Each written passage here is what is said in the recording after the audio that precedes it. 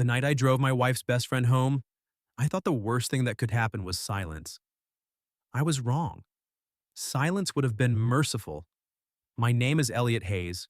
I was 37, married for 9 years, and still foolish enough to believe that a quiet car ride after a dinner party could not change the entire shape of a man's life. My wife, Caroline, liked hosting.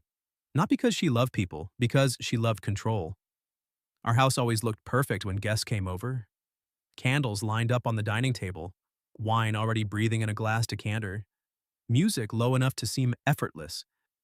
Fresh flowers in the entryway, though she would complain later that I had bought the wrong kind because lilies made the room look funeral adjacent. That was Caroline. Beautiful, polished, socially flawless, and somehow, in private, always slightly disappointed in me. That Saturday night, she had invited 3 couples and her best friend, Mara Bennett. Mara was the only person in Caroline's circle I actually liked. Not because she tried to be likable, because she didn't. She was warm without performing it, funny without needing attention. The kind of woman who noticed when someone's glass was empty, when a joke went too far, when a person had gone quiet at the wrong time. She had been Caroline's friend since college, though sometimes I wondered how. Caroline collected people like furniture. Mara listened to them like they mattered. That night I spent most of dinner cooking, serving, and pretending not to hear my wife turn me into a harmless joke. Elliot has a spreadsheet for everything, Caroline said, lifting her wine glass. If romance ever becomes tax deductible, he'll be unstoppable. Everyone laughed. I smiled because that was what I had learned to do. Mara didn't laugh. She looked down at her plate, then at me for half a second. Not pity. Something worse. Recognition. Later, when I brought out dessert, Caroline touched my arm in front of everyone and said, "See? He's useful when supervised." Another laugh.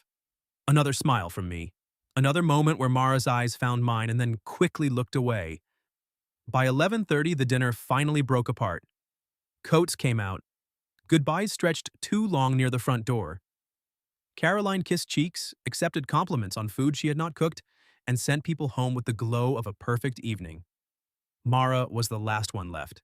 Her ride had canceled. "I can call another," she said quickly, phone in hand. Caroline barely looked up from stacking wine glasses. "Elliot can take you. It's on his way." "It's not exactly on my way," I said. Caroline smiled without warmth. "You love driving." I didn't, but I took the keys. Mara followed me out into the cold, holding her coat closed at the throat. She looked different outside the house, smaller somehow, not physically, just less protected by the polite noise of dinner. The first 5 minutes in the car were quiet, not awkward exactly, heavy. Rain misted across the windshield. Streetlights slid over her face in pale gold lines. She kept looking at her phone, then locking it, then looking at it again. "You okay?" I asked. She nodded too quickly. "Yes." I waited. She looked out the window, then she said, "No." One word, barely audible.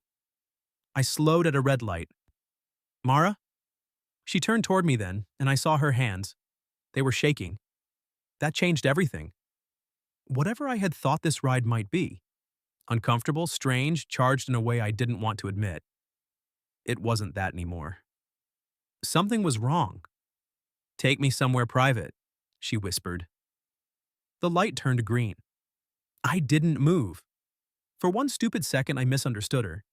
Not because Mara had done anything to invite that, because I was a man in a dark car with a woman I had spent years pretending not to notice, and she had just said the kind of sentence that rearranges the air. Then I saw her eyes.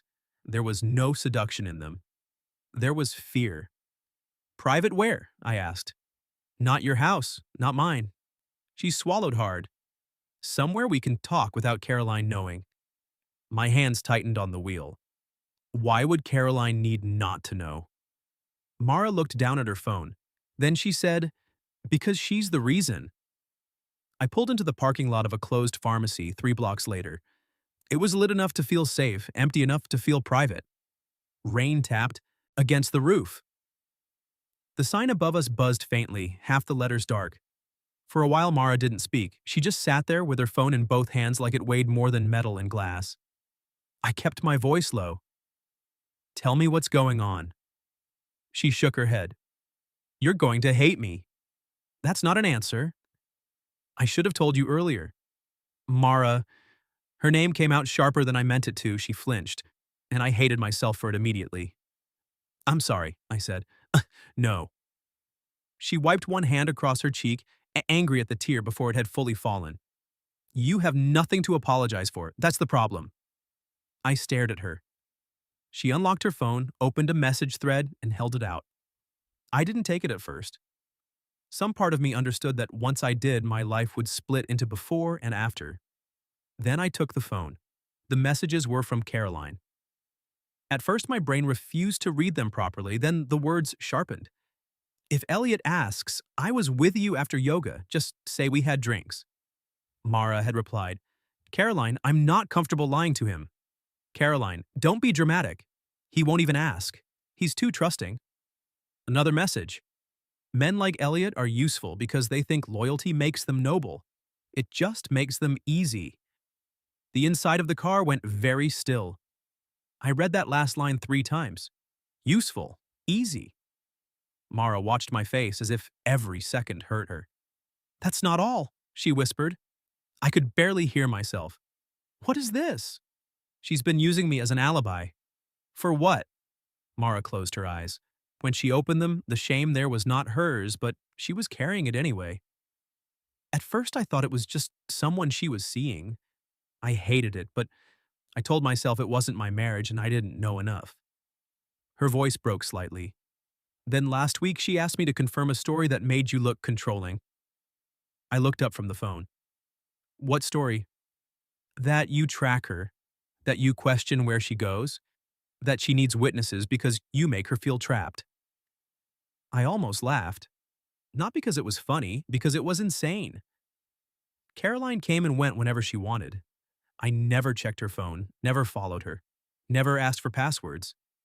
Half the time I learned where she had been because someone tagged her in photos 2 days later. That's not true, I said. I know. The speed of her answer hit me, not defensive, certain. Mara leaned closer, not much, but enough that I could see the rain reflected in her eyes. I know who you are, Elliot. Something in my chest moved. I didn't want it to, not then. Not with my wife's messages glowing between us. But it moved anyway.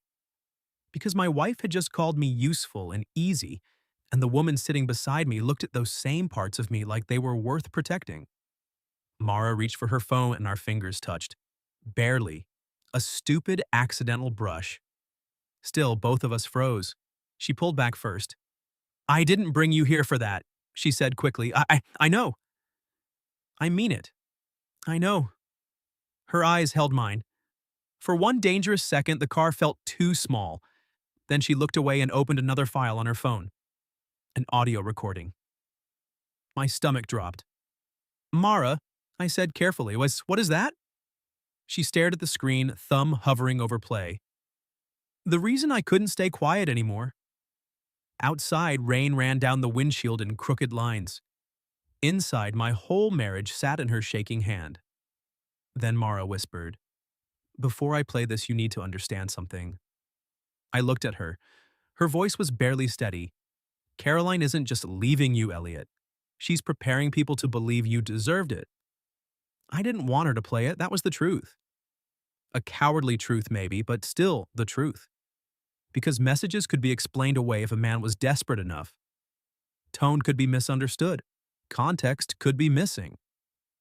A cruel sentence typed in irritation could be dressed up later as stress, sarcasm, a moment. But a voice? A voice was harder to save yourself from. Mara watched me in the passenger seat, thumb still hovering over the audio file. You don't have to hear it tonight, she said. That almost made me laugh, not because it was funny, because she had just handed me the edge of a cliff and was still trying to be considerate about the wind. Yes, I said. I do. Her eyes searched mine.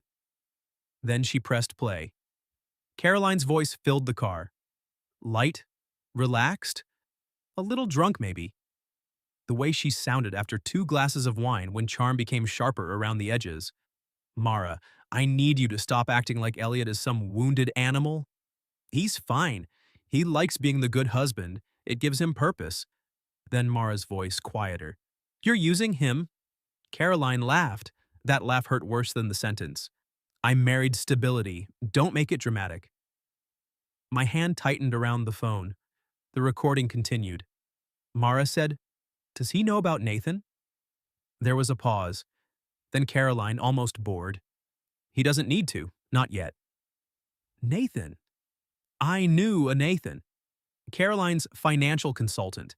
Tall, polished, always too comfortable touching her lower back at parties. I had noticed once, asked once. She had rolled her eyes and told me I was embarrassing myself. I had apologized. That memory burned. The recording wasn't done. Mara's voice sharpened. And the lawyer? Caroline sighed. I'm just being smart. If things get ugly, I need people to understand the pattern. Elliot is quiet. That works for me. Quiet men are easy to make suspicious if you describe them correctly. The car seemed to tilt. I looked through the windshield at the dark pharmacy windows, at the rain blurring the reflection of my own face. Quiet men are easy to make suspicious. Mara stopped the recording. I didn't speak. I couldn't. For 9 years, I had thought the worst thing in my marriage was being unloved politely. I had been wrong.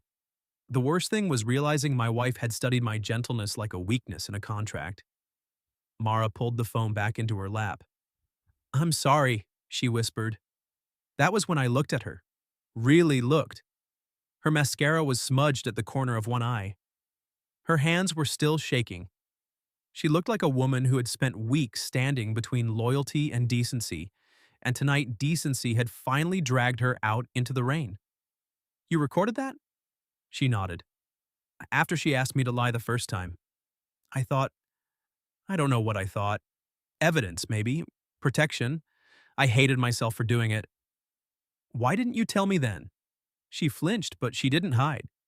Because you were married to my best friend. She doesn't sound like your best friend. No. Her mouth twisted. She sounds like someone I kept making excuses for because we had history. That answer was too honest to be clean. I looked back at the road ahead. How long? Mara understood. Nathan? I nodded once. I don't know exactly. Guess, she swallowed. Months. Months. The word landed without drama. That somehow made it heavier. I thought about Caroline coming home late, Caroline showering before bed, Caroline telling me not to wait up, Caroline kissing my cheek in front of people and turning away before I could believe it meant anything. I thought about Mara at our dinners, getting quieter lately, leaving early, looking at me sometimes like she wanted to say something and hated herself for wanting it. And then I thought about tonight, her in my car, her hand shaking, her saying, Take me somewhere private. A sentence that could have made her look guilty if someone only heard that part. Maybe that was the worst of it. Caroline had built a world where even the person warning me could be made to look like the problem. What did she ask you to say? I said. Mara's eyes closed for a second. If a lawyer ever called, or if you ever questioned her schedule, I was supposed to say she'd been with me on Thursdays. Dinner, drinks, yoga, whatever matched. Thursdays? My voice sounded distant. Caroline had been gone almost every Thursday for 2 months. Mara nodded. I never agreed, not once. I believe you. She looked at me so quickly it almost hurt. You shouldn't. Not yet. You should question everything tonight. I am. Then question me too. I did. Her lips parted slightly. I handed back her phone. You're still here, I said. That answers more than you think. For a second, her face changed, like the sentence had touched a place she had been trying to keep out of the night. Then she looked away, blinking hard. I'm not good in this story, Elliot. That's not true. I stayed quiet too long.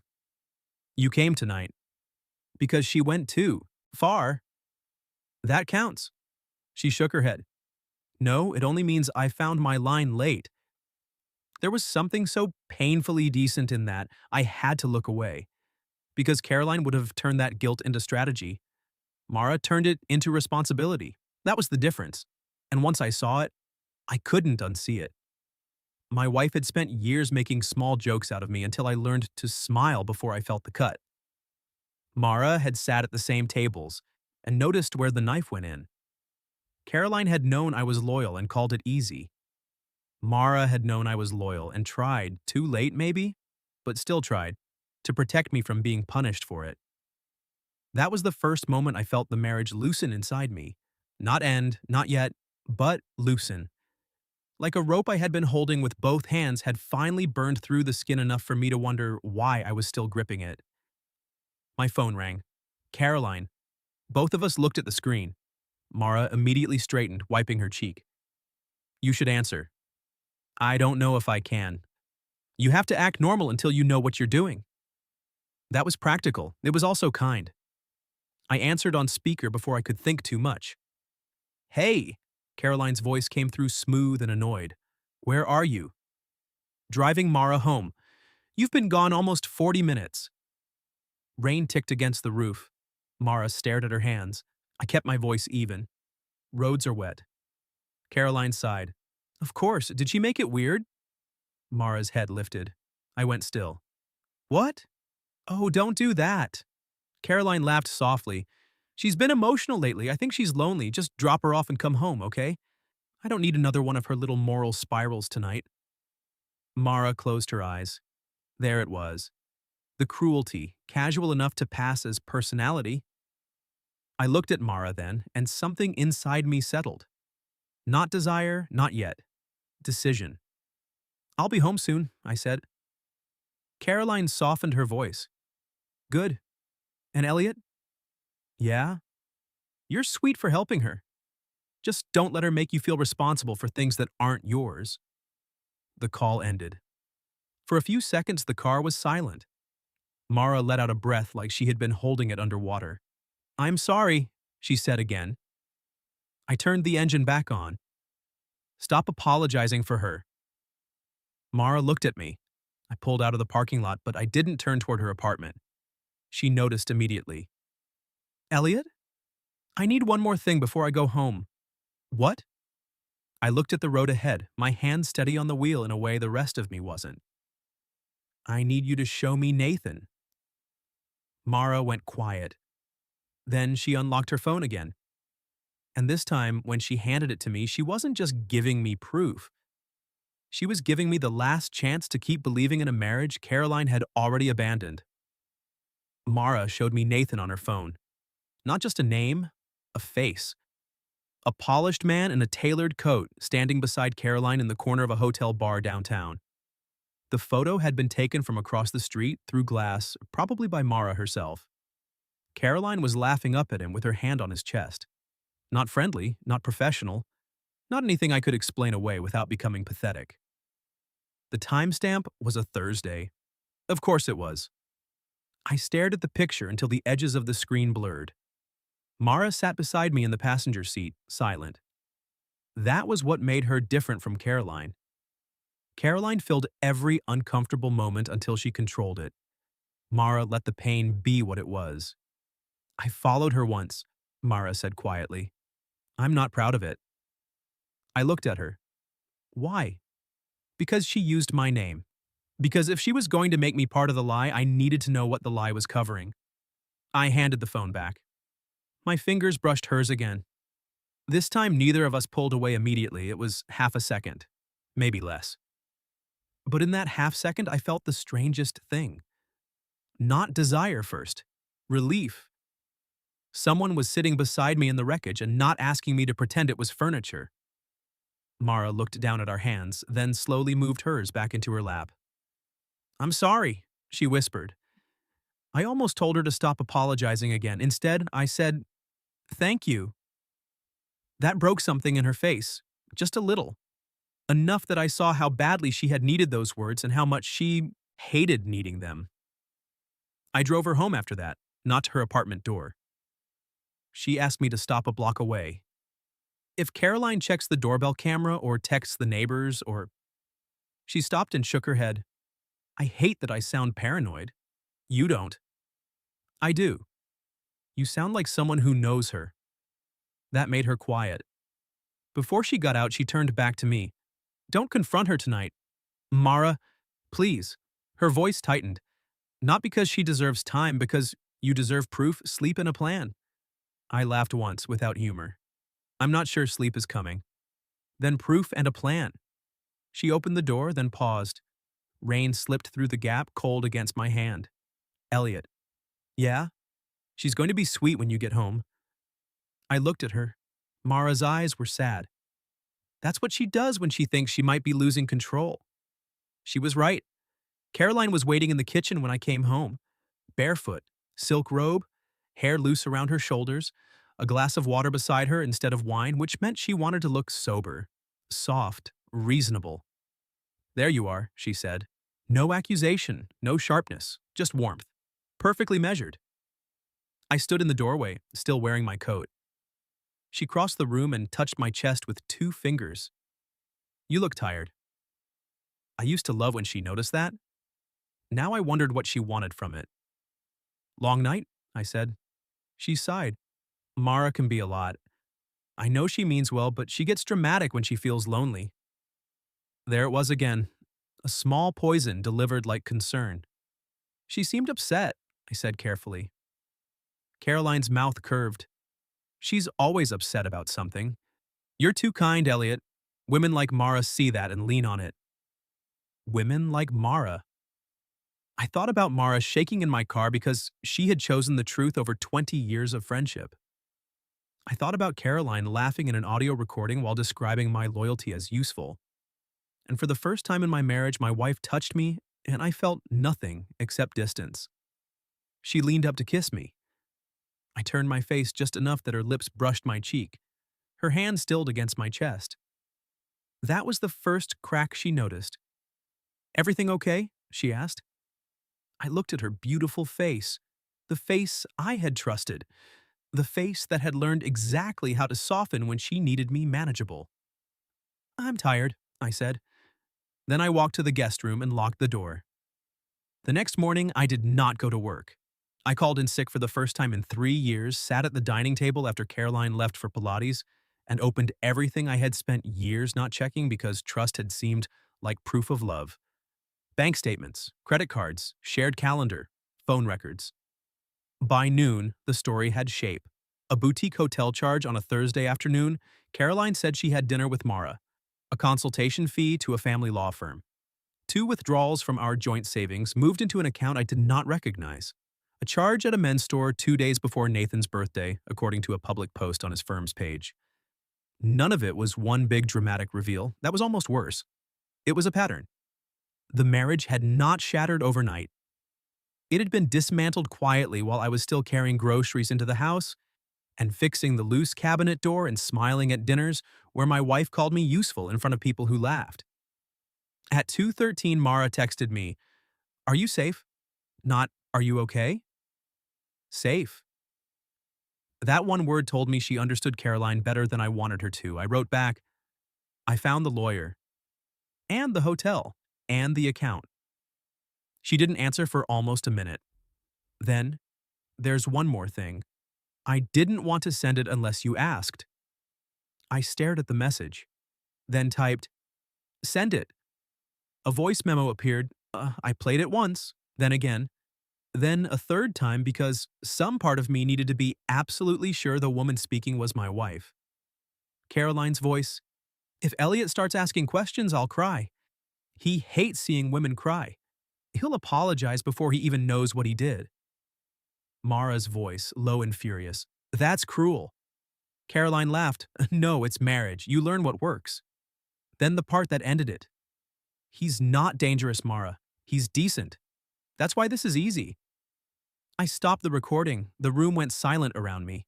That was the moment I stopped trying to save my marriage. Not because Mara was beautiful. Not because I wanted an excuse to want her. Because I finally understood the difference between the 2 women in my life. Caroline had looked at my decency and seen a weakness to exploit. Mara had looked at the same thing and risked everything to protect it. My phone buzzed again. "Mara, I'm sorry," I called her.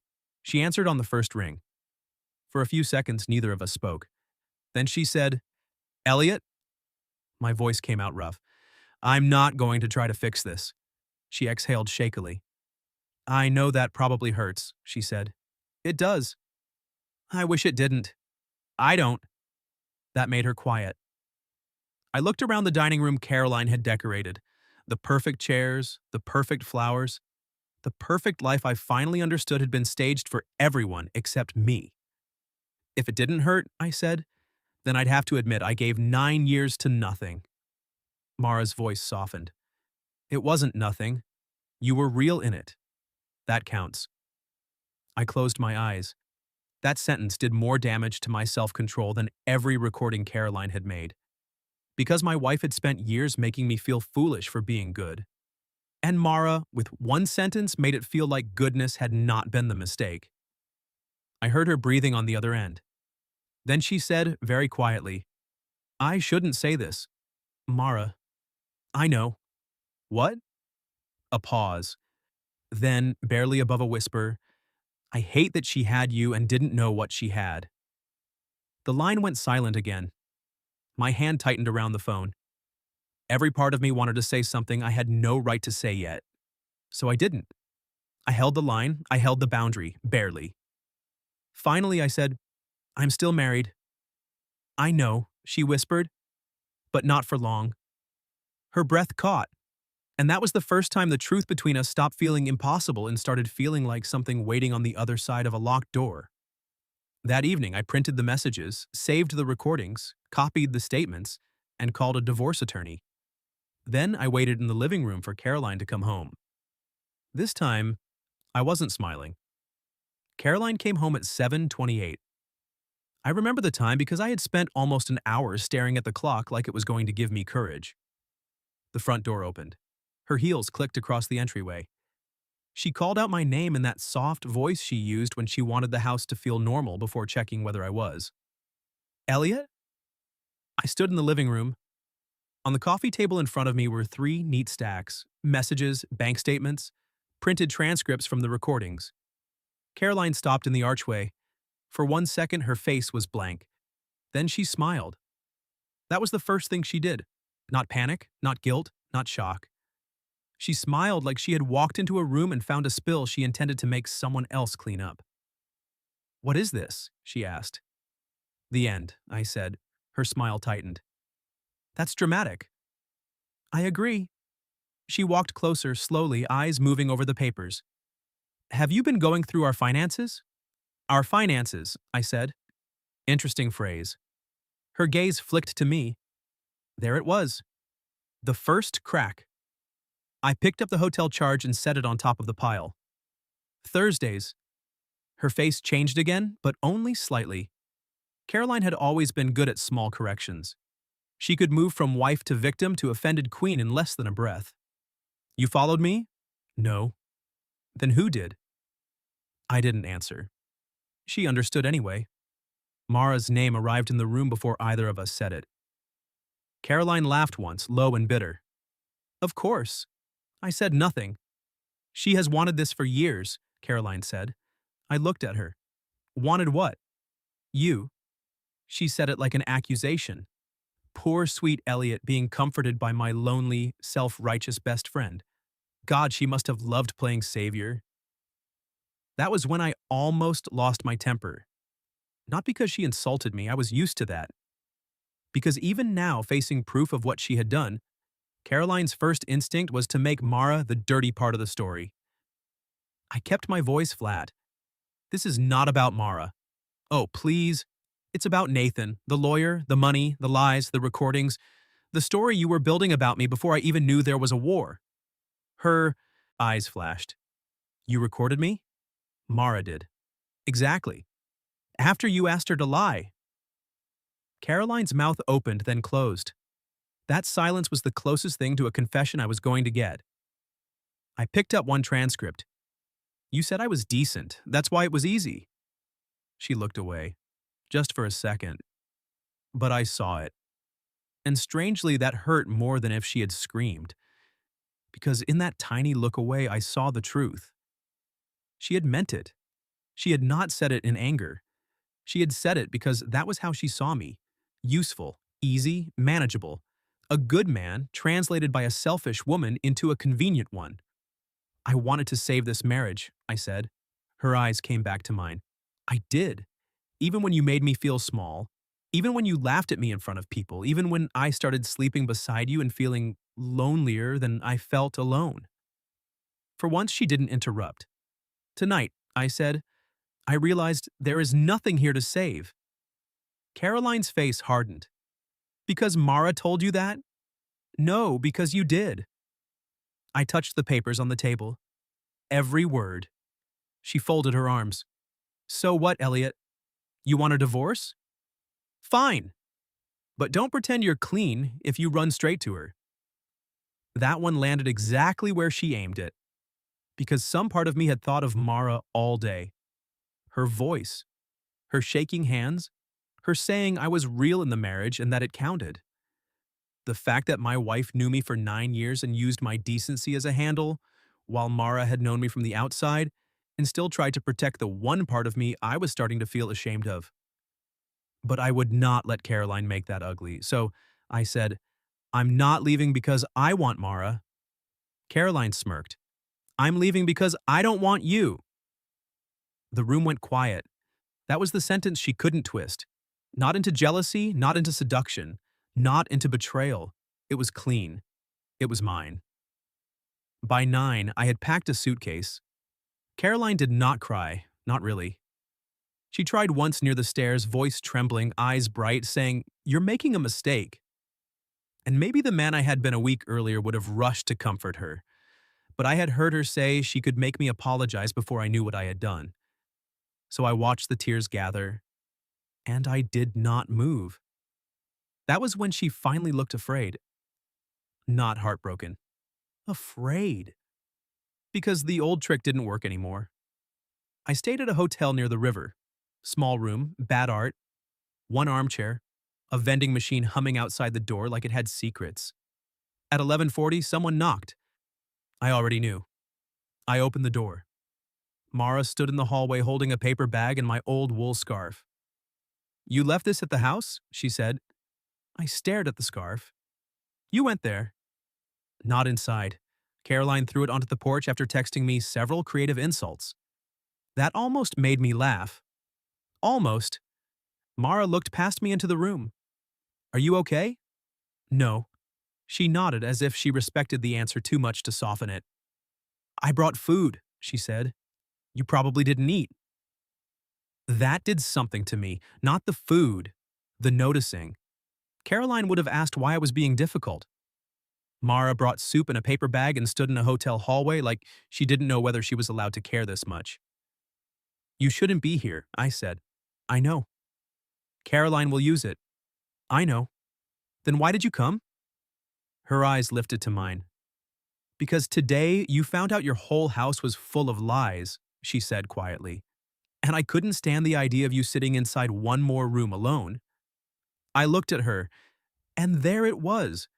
The thing I had been trying not to name, not temptation, not escape, care. Plain, inconvenient, dangerous care. I stepped back and let her in. She set the food on the desk, then stayed near the door like she was afraid of making the room smaller. I'm not here to be anything, she said quickly. I just wanted to make sure you had dinner and the scarf. Then I'll go. Mara, she stopped. You didn't destroy my marriage. Her face tightened. You didn't, I said. You told me the truth after Caroline already destroyed it. Her eyes filled. I waited too long. Maybe. That honesty hurt her, but she nodded. So did I said. She looked at me. I waited too long to admit that kindness without respect is not a marriage. I waited too long to stop laughing at jokes that made me disappear. I waited too long to believe what I felt every time you looked at me like I was still there. Her breath caught. The space between us changed, not suddenly. It had been changing all night. Maybe longer. I stepped closer. She didn't move away. I'm still married, I said. I know. My attorney files Monday. I know. I want this, I said. And the words came out rougher than I meant them to. I want you, but I won't let Caroline turn the first honest thing I've felt in years into something dirty. Mara's tears finally slipped over. Then she whispered, "Then we wait." I should have let that be the end of it. I really should have. But she reached for the scarf at the same time I did, and our hands met again. This time, neither of us pulled away. The kiss was not planned. It was not careful enough. It was not long, but it happened. A quiet, aching break in the middle of all the restraint we had been trying to hold. When it ended, Mara stepped back first, one hand over her mouth, eyes wide with guilt and longing. I closed my eyes. Not because I regretted it, because I didn't. That was the problem. Mara reached for the door. "I should go," she whispered. I nodded, even though every part of me wanted to ask her to stay. She opened the door, then looked back. "I'll wait," she said. And then she left me standing in that hotel room with cold soup on the desk, my wife's lies in a folder, and the first kiss that felt less like betrayal than the beginning of a life I was terrified to deserve. Mara kept her promise. That was the first thing that made me trust the future, not the kiss. Not the way she looked at me before leaving the hotel room, like walking away physically hurt. The promise, "I'll wait." And she did. Monday morning, my attorney filed the separation paperwork. By Wednesday, Caroline had already tried 3 versions of the story. In one, I had become cold and paranoid. In another, Mara had manipulated me.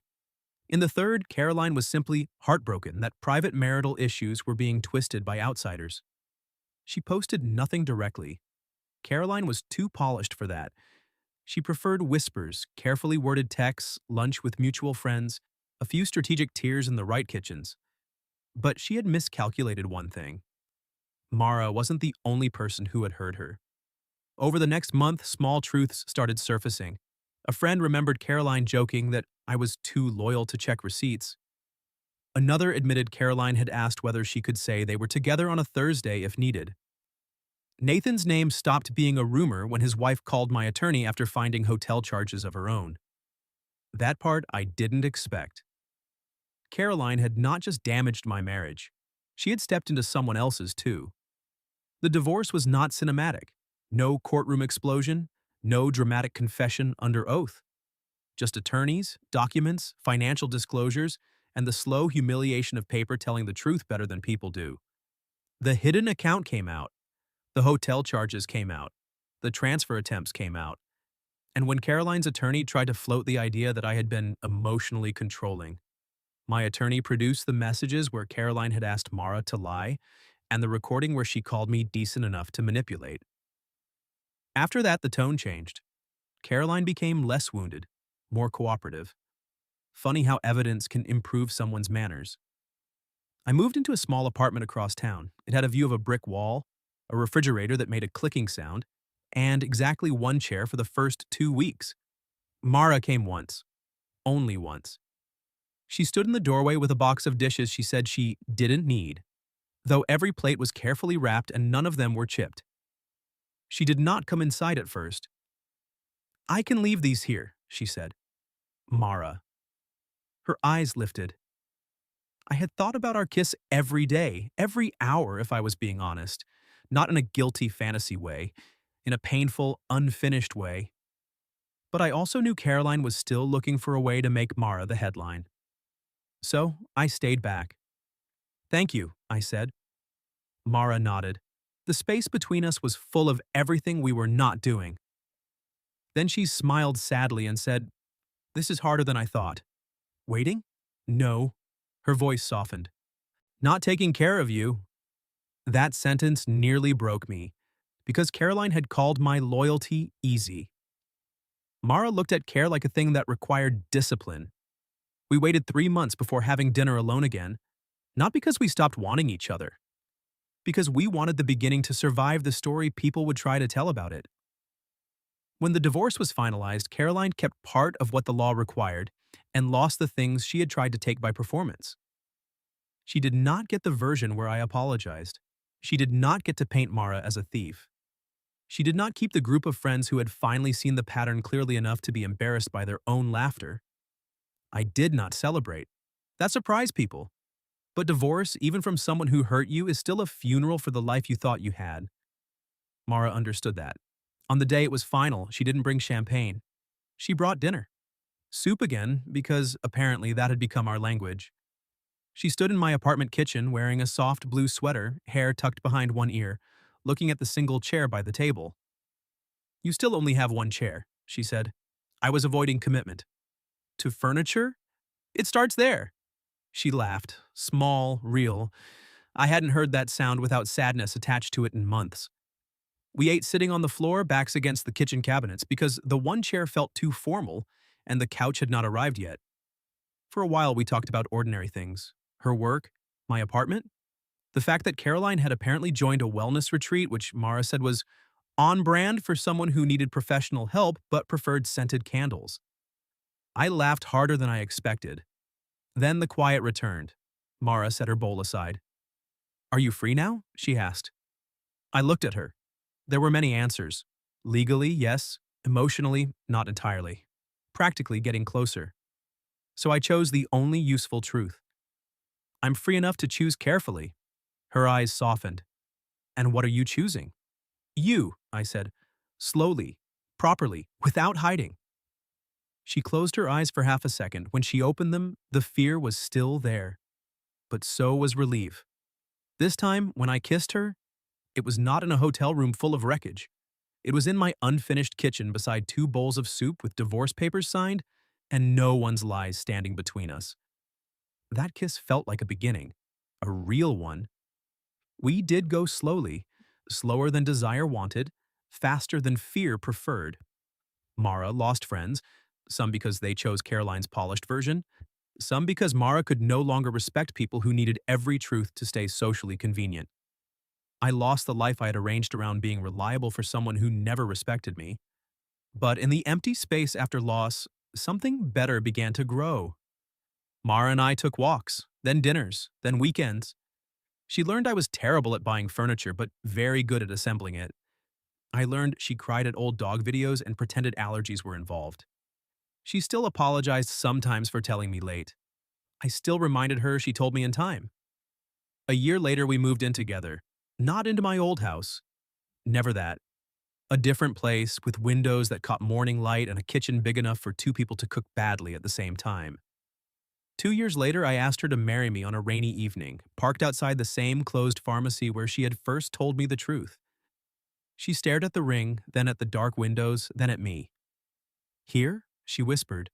"Here. The worst night of your life started here." "No," I said, "the truth started here." Mara cried then. Not like she had in the hotel hallway, not from guilt, from release. "Yes," she said. Years later, people sometimes asked how we got together. Mara always looked at me before answering because the story was never simple. I usually said, "She told me the truth when lying would have been easier." And Mara would say, "He chose to become free before he chose me." Both were true. But the deeper truth was this. I didn't fall in love with my wife's best friend because she took me somewhere private. I fell in love because in the most private ruin of my life, she refused to let me be alone with a lie. What would you have done if your wife's best friend asked you to take her somewhere private, only to reveal the truth your marriage had been hiding? And have you ever had someone protect you from a lie even when telling the truth cost them something? Tell me your story in the comments. If you like this one, leave a like, subscribe, and I'll see you in the next video.